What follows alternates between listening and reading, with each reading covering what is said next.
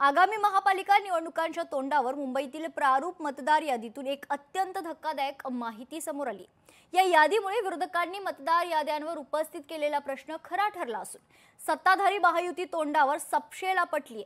सुमारे 11 लाखहून अधिक मतदार दुबार किंवा अनेक ठिकाणी नोंदणी झालेले आढळलेत। पाहूयात।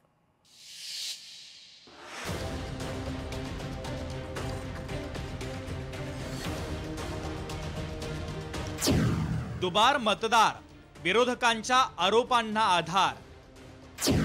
मुंबईत तब्बल 11 लाख दुबार मतदार।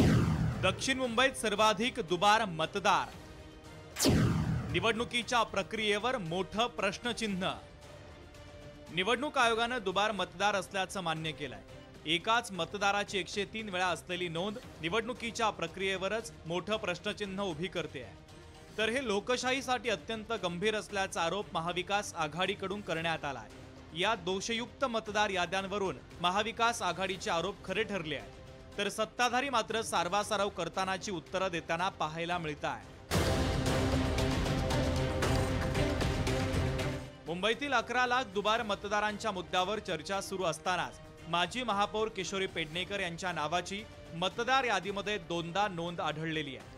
किशोरी पेडणेकर ज्या वरळी विभागाच्या माजी नगरसेविका आहेत, वॉर्ड क्रमांक 199 त्या वॉर्डमध्येच मुंबईतील सर्वाधिक दुबार मतदारांची नोंद अर्थातच 8207 जणांची नोंद आढळल्याचं निवडणूक आयोगाच्या आकडेवारीत स्पष्ट झालंय। महत्त्वाचं म्हणजे हा विधानसभा मतदारसंघ आदित्य ठाकरेंचा आहे, त्यामुळे पेडणेकर यांनी निवडणूक आयोग आणि सत्ताधाऱ्यांवर संशय व्यक्त केला आहे। हे निवडणूक आयोगाचं काम नाही का?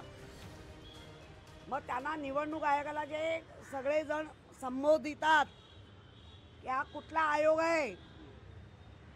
आणि त्यांच्या भाषेत मी बोलते, मी माझी भाषा नाही, या भांडी कशा आयोग आहे।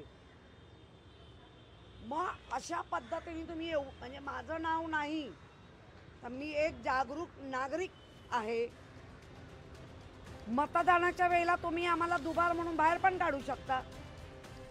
मुंबई महानगरपालिकेने जारी केलेल्या यादीमध्ये दक्षिण मुंबईत सर्वाधिक दुबार मतदार असल्याचं समोर आलं।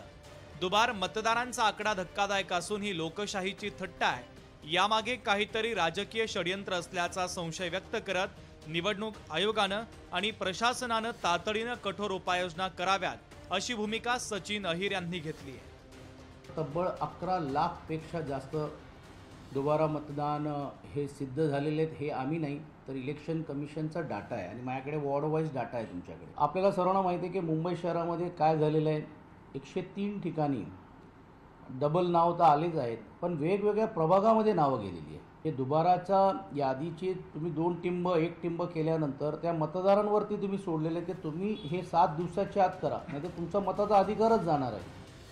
भाजपचे नेते मंत्री चंद्रशेखर बावनकुळे यांनी विरोधकांचे आरोप फेटाळले। ही त्रुटी दूर करण्यासाठी प्रशासकीय प्रक्रिया सुरू आहे। जुनी मतदार यादी बाद करून SRI केलं पाहिजे अशी मागणी त्यांनी केली आहे। नव्या नोंदीमध्ये जे खरे लोक राहतात त्यांचीच नावं मतदार यादीमध्ये असली पाहिजे अशी भूमिका बावनकुळे यांनी घेतलेली आहे। 103 वेळा नाव असलं एकच वेळा मतदान होणार आहे। शेवटी निवडणूक आयोगाने एकदा तुम्हाला मतदान करताना त्या ठिकाणी शाई लावली की मग तुम्हाला मतदानाला जाता येत नाही। 10 नाव राहू की 15 नाव राहू, पण ही यादी स्क्रॅप केली पाहिजे। SIR आला पाहिजे।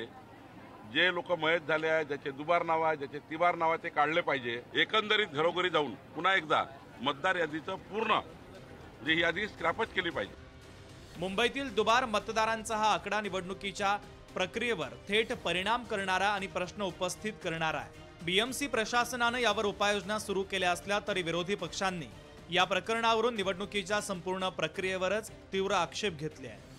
मुंबईकरांनी आपली नावं यादीत तपासावीत आणि काही त्रुटी आढळल्यास 3 डिसेंबरपर्यंत हरकती नोंदवाव्या असं पालिकेनं आवाहन केलं असलं तरी प्रत्येक राजकीय पक्षाकडून याची तपासणी केली जाते आहे। त्यामुळे यानंतर तरी दुबार मतदारांचा आकडा कमी होणार का हे पाहणं महत्त्वाचं आहे। स्वप्नील जाधव, लोकशाही मराठी, मुंबई।